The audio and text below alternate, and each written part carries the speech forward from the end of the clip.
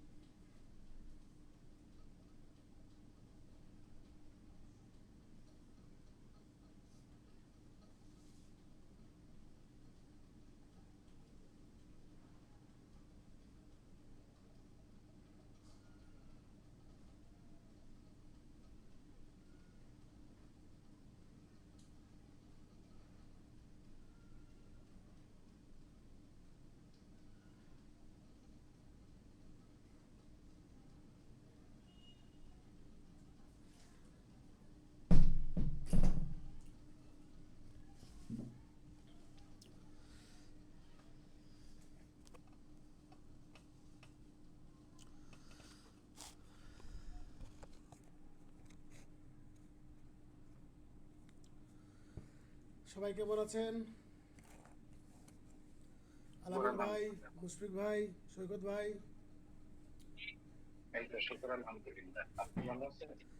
আলহামদুলিল্লাহ ভালো আছি। আসসালামু আলাইকুম ভাই, ভালো আছি। যাক মাশাল্লাহ। বিথি কেমন আছেন? আসসালামু আলাইকুম ভাইয়া। আছি ভাই, আলহামদুলিল্লাহ। আপনি ভালো আছেন? আলহামদুলিল্লাহ ভালো আছি। মুশফিক ভাই ভালো আছেন? জি ভাই, আসসালামু আলাইকুম। আলহামদুলিল্লাহ ভালো। আপনি কেমন আছেন? শরীর শরীর ভালো আছে ভাই? আলহামদুলিল্লাহ ভালো আছি মোটামুটি এখন। তানহা কেমন আছেন? এই তো আলহামদুলিল্লাহ একটু ঠান্ডা লাগছে। আলহামদুলিল্লাহ আজকে একটু ও ভালো। আচ্ছা, যাক মাশাল্লাহ। সুস্থ থাকেন, ওষুধ খান, নিজের যত্ন নেন। কারণ স্টুডেন্টটা কখনো অসুস্থ হইতে নাই। স্টুডেন্টদের যত অসুস্থ হবেন ততই ক্ষতি। তো একটা কোশ্চেন ছিল। হ্যাঁ সৈকত ভাই বলেন। গত এই পরীক্ষার আগের পরীক্ষাতে একটা কোশ্চেন মানে লিখছিলেন যে আমি পেয়ে ডাকাতির জন্য কারাদণ্ড হয় 14 বছর এবং অর্থদণ্ড। তো অর্থদণ্ড আদায়ের জন্য কতদিনে আদায় করতে হবে, কতদিনের মধ্যে? এখন অ্যান্সারটা কিন্তু 14 আপনার বছর কথা ভাই আমি একটু কিন্তু মানে এটা ইয়ে ওই আস্তে আস্তে শুনতে পাচ্ছি।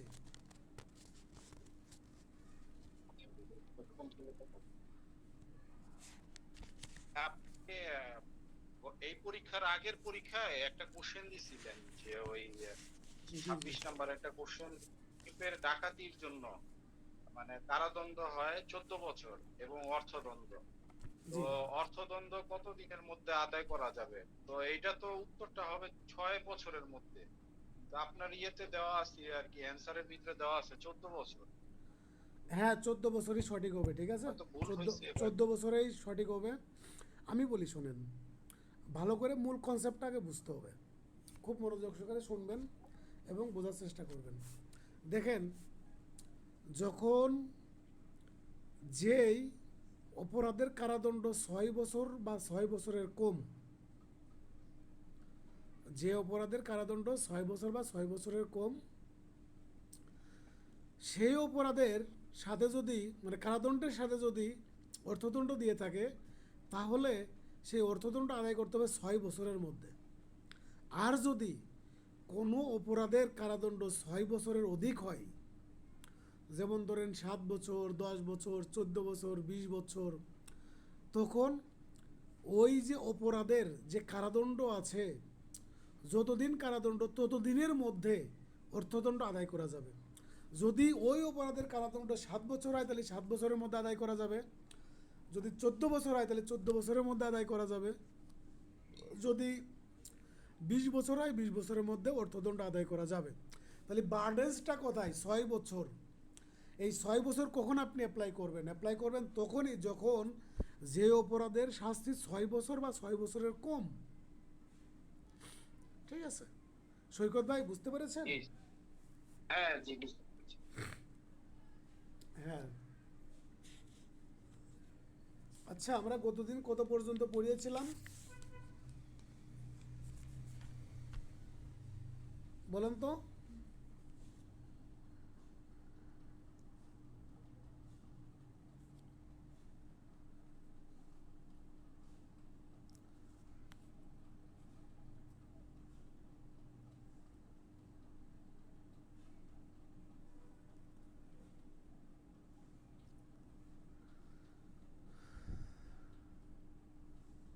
160 পর্যন্ত পড়া হয়েছিল। 160 পর্যন্ত পড়িয়েছিলাম। জি, জি। না না 150 পর্যন্ত তো পরীক্ষাই হইলো, তো 60 কিভাবে হইলো? জি, 160 60 পর্যন্তই পর্যন্ত আমাদের পড়িয়েছিলাম, 160 পর্যন্ত পড়েছিলাম। সাবিনা, 160 পর্যন্তই পড়িয়েছিলাম। না না 160 না 185 না, লেখা তো থাকে তো, মনে হয় না।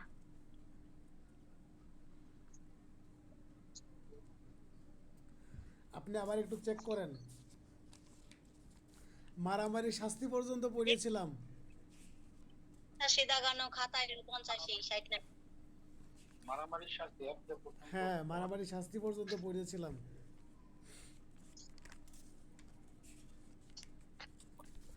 আচ্ছা, আজকে আমরা 181 থেকে আর কি শুরু করব, ঠিক আছে? সরি, 161 থেকে শুরু করব। এখন এই 160-এর পরে আমরা চলে যাব 191-এ। 160-এর পরে আমরা চলে যাব 191-এ। আজকে ক্লাসের উপস্থিতি আমি কম পাচ্ছি,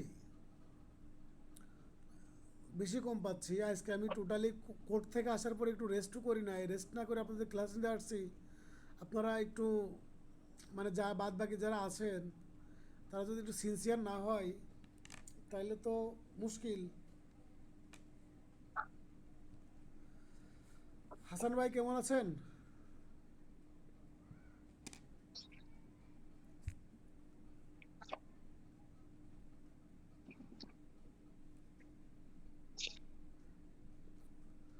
আচ্ছা, আমি ক্লাস শুরু করি। হাসান ভাই আসলে মানে কোনো সময় একটু মানে শুনতে পাই না, এটা সেই প্রথম ক্লাস থেকেই। আহ, দেখেন, 190-এ বলতেছে, 91-এ বলতেছে মিথ্যা সাক্ষ্য দেওয়া বা মিথ্যা সাক্ষ্য দান। এখন যদি কোনো ব্যক্তি সত্য বলার শপথ নিয়ে, যদি কোনো ব্যক্তি সত্য বলার শপথ নিয়ে আদালতে যদি কোনো মিথ্যা বক্তব্য দেয় বা কোনো বক্তব্য দেয় যেটা সে জানে যে এটা মিথ্যা, এবং সে বিশ্বাস করে যে তার এই বক্তব্যটা মিথ্যা, তাহলে সেই ব্যক্তি মিথ্যা সাক্ষ্য দিয়েছে বলে গণ্য হইবে। এটা আপনার 191 বলতেছে। এই 191-এর ইংরেজি টাইটেলটা আপনার একটু মনে রাখবেন, false evidence, giving false evidence. 191-এ এই আমি এই 161-র পর থেকে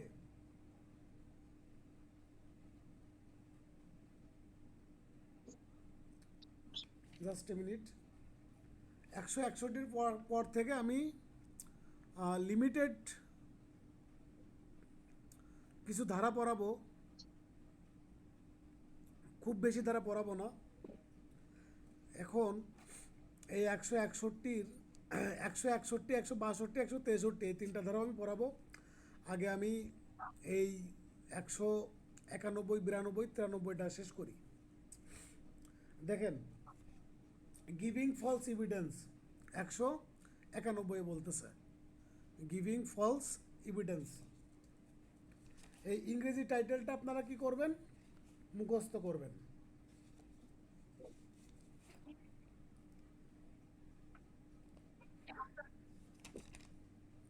বেয়ার একটা সাথে রাখবেন। এখানে কতগুলো উদাহরণ দেওয়া আছে, এই উদাহরণগুলোর মধ্যে শুধুমাত্র গ নম্বর উদাহরণটা একটু পড়বেন, গ নম্বর উদাহরণটা মুখস্থ করবেন। 191-এর গ নম্বর উদাহরণ, এই দণ্ডবিধির উদাহরণ থেকে কিন্তু অনেকগুলো প্রশ্ন হয়। এখন কোন কোন উদাহরণ থেকে প্রশ্ন হবে এবং কোন কোন উদাহরণ আপনাদের পড়তে হবে সেটা আমি দাগাই দেব এবং বলে দেব।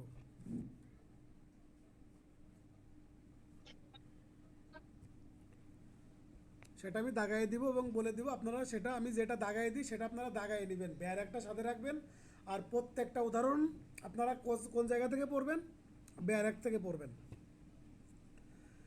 তাহলে আমরা মিথ্যা সাক্ষ্য দান বলতে কি বোঝাচ্ছে, যদি কোনো ব্যক্তি আদালতে শপথ গ্রহণপূর্বক যে তথ্য সে জানে যে এটা মিথ্যা এবং মিথ্যা বলে বিশ্বাস করে, সেই তথ্য বা সেই রকমের কোনো বিবৃতি যদি দিয়ে থাকে, তাহলে সেই ব্যক্তি মিথ্যা সাক্ষ্য দান করেছে বলে গণ্য হইবে। সেই ব্যক্তি মিথ্যা সাক্ষ্য দান করেছে বলে গণ্য হইবে। এটা গেল 191 ধারাতে। এবার 192 চলে যান। 192 বলতেছে মিথ্যা সাক্ষ্য উদ্ভাবন। মিথ্যা সাক্ষ্য উদ্ভাবন, ফেব্রিকেটিং ফলস এভিডেন্স, মানে মিথ্যা সাক্ষ্য তৈরি করা। মিথ্যা সাক্ষ্য তৈরি করা। এখন ধরেন এই যে আমাদের সৈকত ভাই এই পল্টনের ওই পাশ দিয়ে মানে হেঁটে হেঁটে যাচ্ছে, তার কাঁধে একটা ব্যাগ আছে, তারপরে গুলিস্তান পার হচ্ছে, গুলিস্তান পার হওয়ার প্রতিমধ্যেই এই আলামিন ভাই এই সৈকত ভাইয়ের ব্যাগের মধ্যে আর কি একটু মানে চেনটা খুলে 200 গ্রাম গাঁজা দিয়ে দিল। 200 গ্রাম গাঁজা ঢুকাইয়ে দিয়ে পাশে পুলিশ ছিল, পুলিশে যে করছে যে এই সৈকতের ব্যাগের মধ্যে গাঁজা আছে, ওকে অ্যারেস্ট করেন। তারপরে পুলিশ আপনার সার্চ করছে, সার্চ করার পরে দেখেছে হ্যাঁ সৈকতের ব্যাগে তো গাঁজা আছে বা মাদক আছে। তারপরে গিয়ে সৈকতকে অ্যারেস্ট করলো এবং পরবর্তীতে সাক্ষ্য প্রমাণ এবং অন্যান্য বিষয় শেষে দেখা গেল যে আলামিন হলো কি করছিল, সৈকতের ব্যাগের মধ্যে গাঁজা দিয়ে দিয়েছিল। এই আলামিন ভাই হচ্ছে কি করলো, মিথ্যা সাক্ষ্য উদ্ভাবন করেছে। মিথ্যা সাক্ষ্য উদ্ভাবন করেছে, ফেব্রিকেটিং ফলস এভিডেন্স, সে মিথ্যা সাক্ষ্য তৈরি করেছে। দেখেন, যদি কোনো ব্যক্তি কোনো উপায়ে বা কোনো বহি বা রেকর্ডে এমন কোনো তথ্য লিপিবদ্ধ করে যেটি মিথ্যা, তাহলে সেটি মিথ্যা সাক্ষ্য উদ্ভাবন করেছে বলে গণ্য হইবে। আমি এটা আপনাকে বললাম যে কোনো দ্রব্য দিয়ে। এখন এটা হইতে পারে যে আপনি আপনার ডায়েরিতে বা আপনার হিসাব বই আপনি লিখেছেন একটা, আপনি আপনার হিসাব বইয়ে লিখছেন যে মোট পাবেন 10 লক্ষ টাকা, আপনি পাশে আর একটা শূন্য বসায় দিছেন। এটাও কি হবে, এই যে মিথ্যা সাক্ষ্য উদ্ভাবন, এটার অন্তর্ভুক্ত হয়ে যাবে। এখন এই যে মিথ্যা সাক্ষ্য দেওয়া এবং মিথ্যা সাক্ষ্য উদ্ভাবন করা, এই দুইটার শাস্তি হলো একই। শাস্তি একই। এই 192 ধারা থেকে 3টা উদাহরণ আছে। এই 3টা উদাহরণই আপনাদের কি করতে হবে, মুখস্থ রাখতে হবে।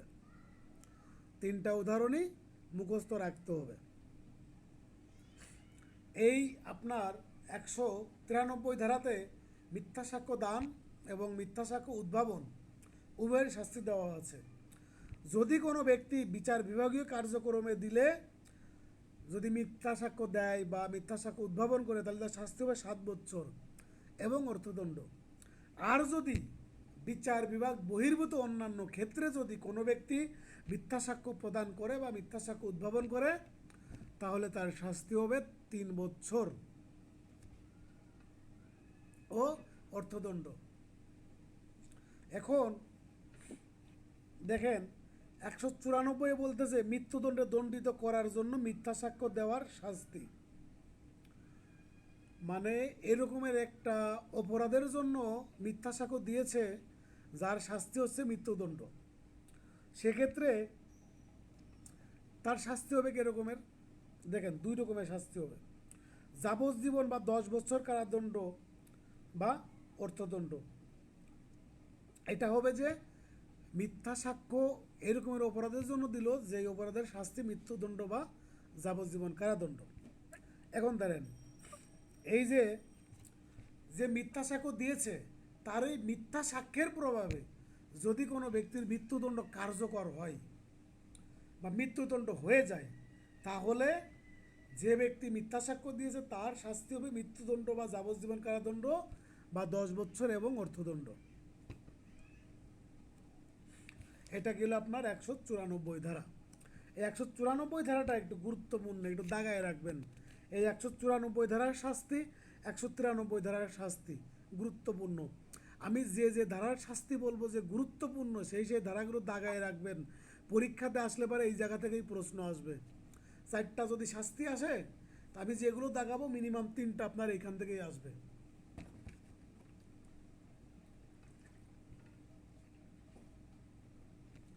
হ্যাঁ, তাহলে আমরা 194 পেয়ে গেলাম। এবার এই যে আপনার 95 আছে, 96 আছে, এইগুলো একবার দুইবার করে শাস্তিগুলো দেখবেন, শুধু পড়বেন, দেখবেন, ওইভাবে আসলে মুখস্থ করে পড়ার দরকার নাই। দেখেন এবার আমি চলে যাব 161 ধারাতে। 161 ধারাতে আপনারা একটু চলে যান। 161 ধারাতে 3টা বিষয় আমরা পড়বো, 161, 162, 163 থেকে। 161 ধারাতে বলতেছে যদি কোনো ব্যক্তি ঘুষ গ্রহণ করে, যদি কোনো ব্যক্তি ঘুষ গ্রহণ করে তাহলে তার কি শাস্তি হবে। সরকারি কর্মচারী কর্তৃক কোনো সরকারি কার্য সম্পর্কে বৈধ পারিশ্রমিক ব্যতীত অন্য কোনো যদি বকশিস গ্রহণ করে সরকারি কর্মকর্তা কর্তৃক ঘুষ গ্রহণ করেছে বলে গণ্য হইবে। এখন আপনার একটা কাজ করে দেওয়ার জন্য সরকারি কর্মকর্তা কর্মচারী তো আছেই, যেমন জন্ম নিবন্ধন, তারপরে আপনার গণপূর্ত, স্বাস্থ্য এবং অন্যান্য যতগুলো মিনিস্ট্রি আছে, সব ধরনের কাজ করার জন্য কিন্তু লোক সেট করা আছে। এই যাদের সেট করা আছে তাদের কিন্তু সরকার কিন্তু বেতন দেয়।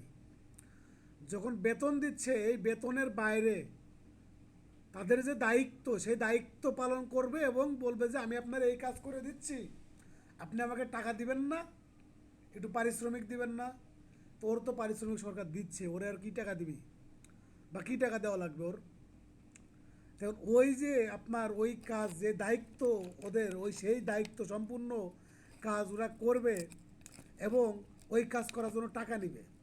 এই টাকা নেওয়াটাই হচ্ছে ঘুষ। 1 টাকাও যদি আপনি বেশি দেন সেটা হচ্ছে তার ঘুষ বলে গণ্য হইবে। এই যে কোর্ট কাচারিতে বা অন্যান্য জায়গা যখন মানুষ টাকা পয়সা দেয় বা ই করে, এগুলো আপনার ধরেন যে বৈধ টাকা বলা যায় না। পেশকার টাকা নিচ্ছে, তারপরে অন্যান্য যারা কর্মকর্তা টাকা নিচ্ছে, এইগুলোকেও বৈধ টাকা বলা যায় না। তবে কিছু কিছু কথা আছে, যেমন ধরেন কিছু কিছু কোর্টে কিছু কর্মচারী আছে ওদের কোনো ওই কোর্ট থেকে কোনো বেতন দেয় না। 1জন বা 2জন কর্মকর্তা আছে পেইড, আর বাকি যারা আছে তারা এই আপনার এরোর কাছে 2-1 পয়সা নিয়েই চলে আর কি। এখন সেই বিষয়ে আমরা মন্তব্য না করি। আমাদের তাহলে 61 ধারাতে কি বলতেছে যে বৈধ পারিশ্রমিক আছে, এই বৈধ পারিশ্রমিকের ব্যতীত যদি অন্য কোনো পরিতোষ যদি গ্রহণ করে থাকে বা যদি কোনো টাকা যদি গ্রহণ করে থাকে, টাকা, স্বর্ণ বা অন্যান্য কোনো সুবিধা যদি গ্রহণ করে থাকে, তাহলে সেটা ঘুষ হিসাবে গণ্য হইবে। এইবার 162তে চলে যাব। 162তে বলতেছে যে অসাধু অবৈধ উপায়ে সরকারি কর্মচারীকে প্রভাবিত করার জন্য বকশিস গ্রহণ। ধরেন সাবিনা হলো সরকারি কর্মকর্তা, সাবিনা সরকারি কর্মকর্তা। এখন বিধি বলতেছে যে তানহা আপনি আমাকে 2 লাখ টাকা দেন, 2 লাখ টাকা দেন, আমার পরিচিত আমার ইয়ে আছে, আপু আছে, আপুকে দিয়ে আপনার যে কাজ হচ্ছে না বা সিগনেচার হচ্ছে না ফাইলে, ওইটা আমি সিগনেচার করাই নিবা না। এই যে বিধি যে টাকা নিল এটা বইলা যে তানার কাজ সে করে দিবে, কাকে দিয়ে করাবে? তার পরিচিত বা ভালো একজন লোক আছে, আত্মীয় আছে, তাকে দিয়ে করায় নেবে। এই করায় নেওয়াটা হচ্ছে কি ঘুষ হিসাবে গণ্য হইবে। এইটাই বলা হচ্ছে আপনার কততে 162 ধারাতে। এখন আমি চলে যাব 163 ধারাতে। সরকারি কর্মচারীকে ব্যক্তিগত প্রভাব প্রয়োগের জন্য বকশিস, ব্যক্তিগত প্রভাব প্রয়োগের জন্য বকশিস গ্রহণ।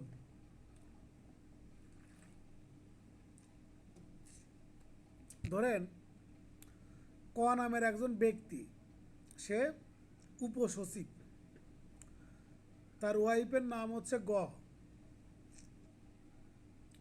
এই সরকারি কর্মচারীর উপর ব্যক্তিগত প্রভাব কারা খাটাইতে পারে? নিকট আত্মীয়, ফ্যামিলি মেম্বার, তারাই তো পারবে, তাই না? তো এখন ওই গ নামের ওয়াইফ, সচিবের ওয়াইফ বলতেছে আমার ভাই সে ন্যাশনাল ইউনিভার্সিটি থেকে পড়ালেখা করেছে, তাকে পুলিশের চাকরি দাও। পুলিশের চাকরি যদি না দিয়ে দাও তাহলে রাতে খাবার দিব না, বা ঘরের দরজা বন্ধ। এই যে ঘরের দরজা বন্ধ, ঘরে ঢুকতে দিচ্ছে না, মানসিক নির্যাতন করতেছে, এইগুলোও কি হবে আপনার ঘুষ হিসাবে গণ্য হইবে, বা এই যে 163 ধারা অনুযায়ী অপরাধ হিসাবে গণ্য হইবে। এখন এই ব্যক্তিগত প্রভাবটা আপনার অনেকভাবে, আমি আরেকটু এইভাবে আমি উদাহরণ দিতে পারতাম, কিন্তু আপনারা দেখেন ব্যক্তিগত প্রভাব কারা কাটাইতে পারে? ব্ল্যাকমেলিং, তারপরে আপনার মেন্টালি আপনার টর্চার করা, বা মেন্টালি আপনার প্রভাব খাটানো, এগুলো বাবা মা, ভাই, বউ, ছেলে মেয়ে এরাই তো করতে পারে, তাই না? তাছাড়া ওই রাস্তার মানুষকেও কিন্তু আসলে ব্যক্তিগত প্রভাব খাটাইতে পারে না। এই ব্যক্তিগত প্রভাব খাটানোটাও কী হবে আপনার ঘুষ হিসাবে গণ্য হবে, এবং এই ধারায় আপনার শাস্তি হবে, এই ধারায় অপরাধ হিসাবে গণ্য হইবে। দেখেন এই যে 61 ধারাতে আমরা কি বললাম, যে যদি কোনো সরকারি কর্মচারী সরাসরি ঘুষ গ্রহণ করে তাহলে তার শাস্তি হবে 3 বছর বা অর্থদণ্ড। আর 62 ধারাতে বললাম যে এই সরকারি কর্মচারীকে প্রভাবিত করার জন্য অন্য কোনো ব্যক্তির নিকট থেকে ঘুষ গ্রহণ করা, এইটার শাস্তি হবে কত? 3 বছর। 61 আর 62 ধারার, 161 এবং 162 ধারার শাস্তি হচ্ছে 3 বছর বা অর্থদণ্ড। আর 163 ধারার যে ব্যক্তিগত প্রভাব খাটাচ্ছে, এই ব্যক্তিগত প্রভাবের জন্য শাস্তি হবে 1 বছর বা অর্থদণ্ড বা উভয় দণ্ড। তাহলে আপনারা যদি সংক্ষেপ করে নেন, এক একটা ধারা এক এক লাইনে, 161 ধারাতে বলতে সরকারি কর্মচারী বা কর্মকর্তা নিজে যখন ঘুষ গ্রহণ করবে, আর 162তে যেমন ধরেন হাসান মুশফিকের কাছে টাকা নিচ্ছে, যে সৈকত নামে আমার একজন উপসচিব আছে, তার দিয়ে তোর কাজ করাই দেবেন টাকা দিয়ে 2 লাখ, এইটা হচ্ছে 62 ধারা। আর 63 ধারাতে বলতেছে, 163 ধারাতে বলতেছে যে ব্যক্তিগত প্রভাব কাটানো, স্ত্রী কর্তৃক, বাবা কর্তৃক, মা কর্তৃক, বা ভাই কর্তৃক, ছেলে মেয়ে কর্তৃক ব্যক্তিগত প্রভাব খাটায় কোনো কাজ করে নেওয়া বা করার জন্য চাপ দেয়, এটা হচ্ছে আপনার 163 ধারাতে। তাহলে আমরা এখানে 3টা ধারার শাস্তিকে আমরা 2 ভাগে বিভক্ত করে নিব। একটা হচ্ছে 61 ধারার শাস্তি, 161 আর 162 ধারার শাস্তি 3 বছর বা অর্থদণ্ড। আর 163 ধারার শাস্তি হবে আপনার 1 বছর বা অর্থদণ্ড বা উভয় দণ্ড। এই পর্যন্ত হয়ে গেছে, এবার আমরা চলে যাব পরবর্তী ধারাতে।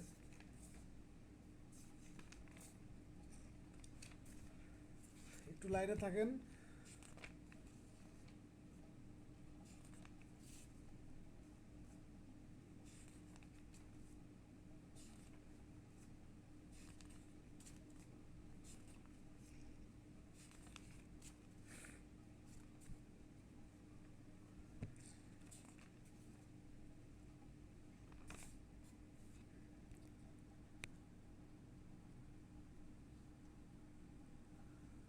1 মিনিট একটু লাইনে থাকেন, ঠিক আছে?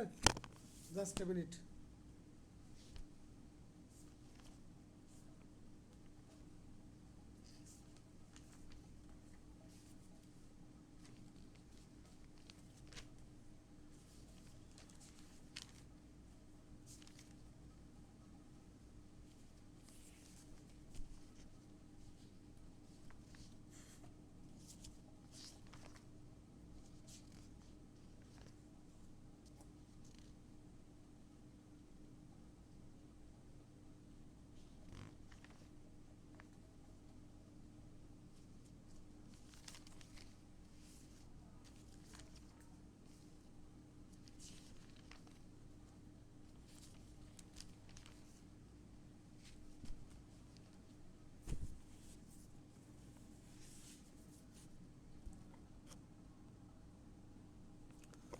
আফসানা কেমন আছেন?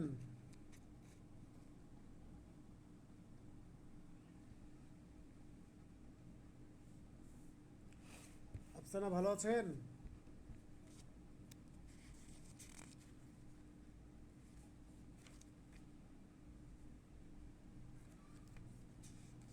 আসসালামু আলাইকুম স্যার, কেমন আছেন? ওয়ালাইকুম আসসালাম, ভালো আছি। এবার আপনার একটু বেয়ার একটা চলে যান, 170 ধারাতে চলে যান। বেয়ার অ্যাক্টের 170 ধারাতে চলে যাবেন। এই যে আমাদের, আমি বলেছি 161 ধারা থেকে 298 ধারা পর্যন্ত, এই ধারাগুলো খুবই কম পড়া লাগবে। আমি যে যে ধারাগুলো পড়াবো, যেমন 161 থেকে 163 ধারা গুরুত্বপূর্ণ, 191 থেকে 193 ধারা পর্যন্ত গুরুত্বপূর্ণ, আর মাঝে যেগুলো আমি পড়াবো, যেটা যেটা বলবো আমি গুরুত্বপূর্ণ, শুধুমাত্র সেটা সেটা পড়বেন। আর আমার যে সাজেশন আছে, সাজেশনে আমি একদম ক্লিয়ার কাট বলে দিয়েছি। সো এই ধারাগুলো আপনারা খুব বেশি আপনাদের পড়ার দরকার নাই, ঠিক আছে? আমি যতটুকু বলবো ততটুকু আপনারা পড়বেন, তার বাইরে অন্যান্য ধারা একটাও টাচ করতে যাবেন না। 170 ধারাটা গুরুত্বপূর্ণ, একটু স্টার দিয়ে রাখেন। পার্সোনেটিং এ পাবলিক সার্ভেন্ট। যদি কোনো ব্যক্তি সরকারি কর্মচারী বলে মিথ্যা পরিচয় দেয়, যদি কোনো ব্যক্তি সরকারি কর্মচারী বলে নিজেকে মিথ্যা পরিচয় দেয়, তাহলে তার শাস্তি হবে, যে কোনো বর্ণনার শাস্তি যা 2 বছর পর্যন্ত হইতে পারে। এখানে যে কোনো বর্ণনা বলতে বোঝাচ্ছে সশ্রম এবং বিনাশ্রম, 2 বছর বা অর্থদণ্ড বা উভয় দণ্ড। এখানে পার্সোনেটিং এ পাবলিক সার্ভেন্ট, এই যে ইংরেজি টার্মটা, এটাতে একটু দাগ দিয়ে রাখেন, একটু নিচে একটু দাগ দেন। এইটা হচ্ছে আপনার একটু গুরুত্বপূর্ণ। এই ইংরেজি টাইটেলটা উঠাই দিবে, উঠাই দিয়ে বলবে কত ধারাতে বলা আছে। এই পার্সোনেটিং এ পাবলিক সার্ভেন্ট, এটা শাস্তি কত, এটাও পরীক্ষাতে আসবে বা আসতে পারে। সেক্ষেত্রে এই 170 ধারাটা একটু ভালো করে পড়বেন। যেমন ধরেন, ক নামের এক ব্যক্তি, সে পুলিশ না, পুলিশের পোশাক পরে রাস্তাতে ঘুরে বেড়াচ্ছে, মোটরসাইকেল ধরতেছে, আর প্রতি মোটরসাইকেলে 200-500 করে, 1000-3000 করে টাকা নিচ্ছে, ঠিক আছে? এরকমের আছে, এবং অন্যান্য যেগুলো আছে ওইগুলোও করতেছে। তারপরে দেখেন, তারপরে চলে যাবেন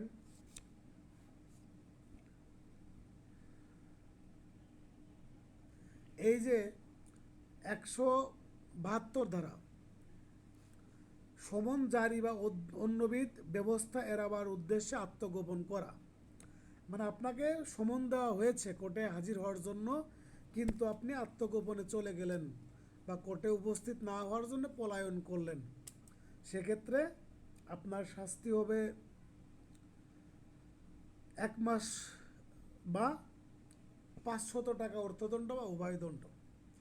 তাহলে আপনি যদি সমন এড়ায়ে যান, তাহলে আপনার শাস্তি হবে কতদিন? 1 মাস সশ্রম বা বিনাশ্রম কারাদণ্ড, বা 500 টাকা অর্থদণ্ড, বা উভয় দণ্ড। এই 172 ধারাটা জাস্ট একবার পড়বেন।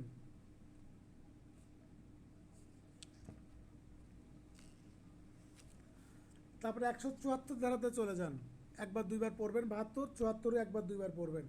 সরকারি কর্মচারী আদেশ অনুযায়ী হাজির না হওয়া। কোনো ব্যক্তিকে কোর্টে হাজির হওয়ার জন্য আদেশ দিয়েছে, কিন্তু সেই ব্যক্তি হাজির হয়নি। যখন হাজির হবে না, তখন তার শাস্তি হবে 1 মাস, তখন তার শাস্তি হবে 1 মাস বা 500 টাকা অর্থদণ্ড বা উভয় দণ্ড। 174 চলে গেল।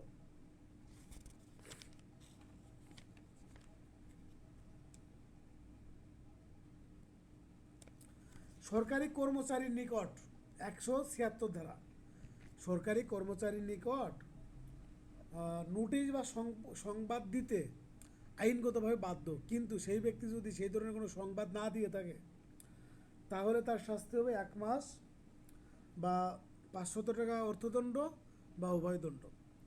এই যে বাকি যে ধারাগুলো আমি বলতেছি, জাস্ট একবার দুইবার করে আপনারা পড়বেন। এইখান থেকে প্রশ্ন পরীক্ষাতে আসার সম্ভাবনা খুবই কম। আর যদি আসেও, তারপরে আপনাদের পড়া লাগবে না, বা ওই 1 নম্বর পাওয়ার দরকার নাই।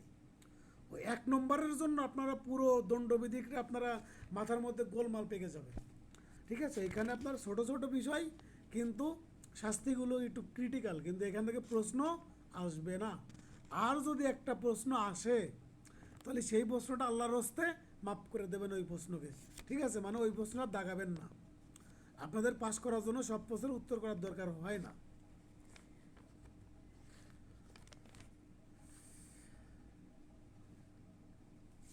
তাহলে ভাই দরকার নেই, যেগুলো ইম্পর্টেন্ট সেগুলোই করেন। হ্যাঁ, আমি যে এগুলো আপনাদের যদি দুই একটা প্রশ্ন আসেও, তাহলে এর মধ্য থেকেই আসতে পারে। এই জন্য আমি এইগুলো আর কি জাস্ট একবার দুইবার করে আপনাদের পড়াচ্ছি। আপনারা জাস্ট একবার দুইবার করে পড়বেন, চোখ বোলাবেন, ভিতরে আর পড়াটার দরকার নাই। ঠিক আছে, এই ধারাগুলো। বাট আমি যেগুলো শুধু বলবো, এইগুলো জাস্ট আপনি একবার করে দেখবেন।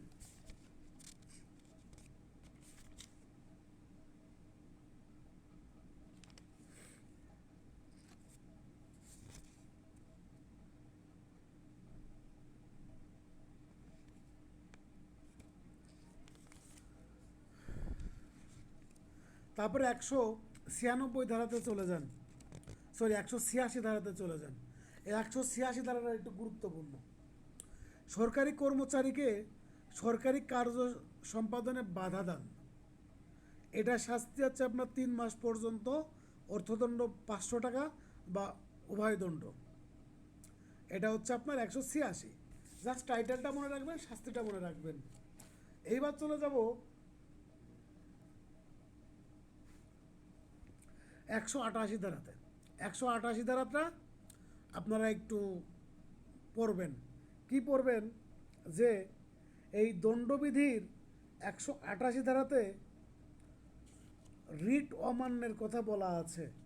রিট অমান্যের কথা বলা আছে, বা যদি আপনাদের পরীক্ষাতে প্রশ্ন আসে, রিটের কথা বলা আছে কত ধারাতে?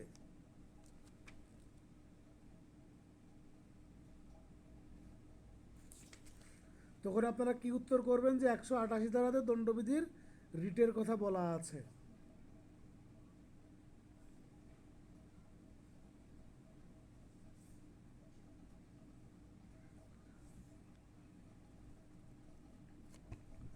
হ্যাঁ, দেখেন, সরকারি কর্মচারী কর্তৃক যথাযথকৃত জারিকৃত আদেশ অমান্য করা, এটা 128 ধারাতে। শাস্তি হচ্ছে আপনার 1 মাস পর্যন্ত, আর জরিমানা হচ্ছে আপনার 200 টাকা পর্যন্ত বা উভয় দণ্ড। ঠিক আছে, এই 128 ধারাটা একটু পড়বেন।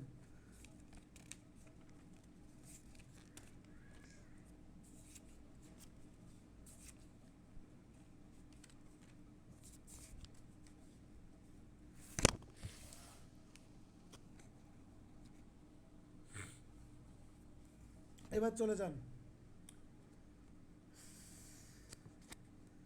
209 ধারাতে চলে যান।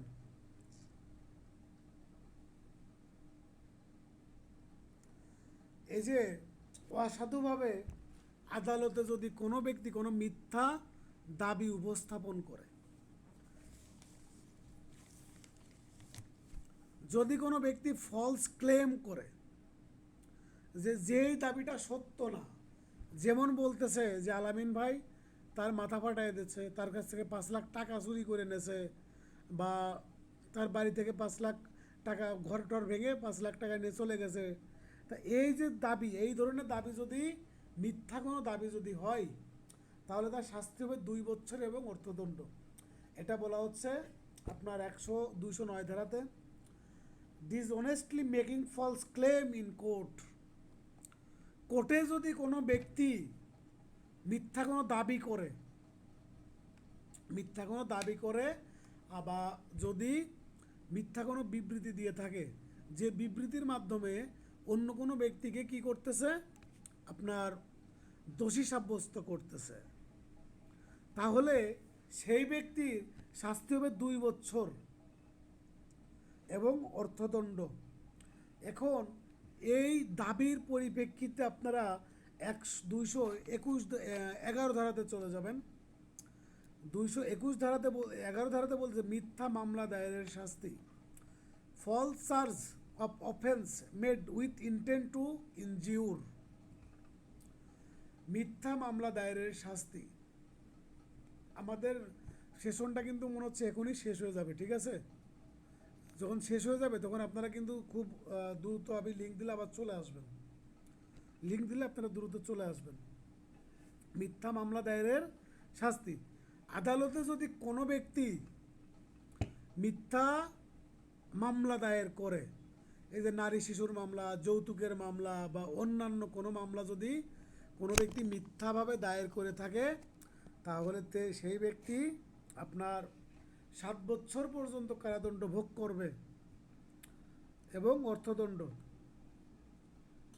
এখানে 2 ধরনের শাস্তির কথা বলা আছে। যদি মানে আদালতে যদি কোনো ব্যক্তি মানে আপনার এই যে বিচারিক কার্যক্রম এবং অন্যান্য ক্ষেত্রে যদি হয়ে থাকে, তাহলে সেক্ষেত্রে আপনার 7 বছর হবে। যেমন ধরেন স্বাভাবিক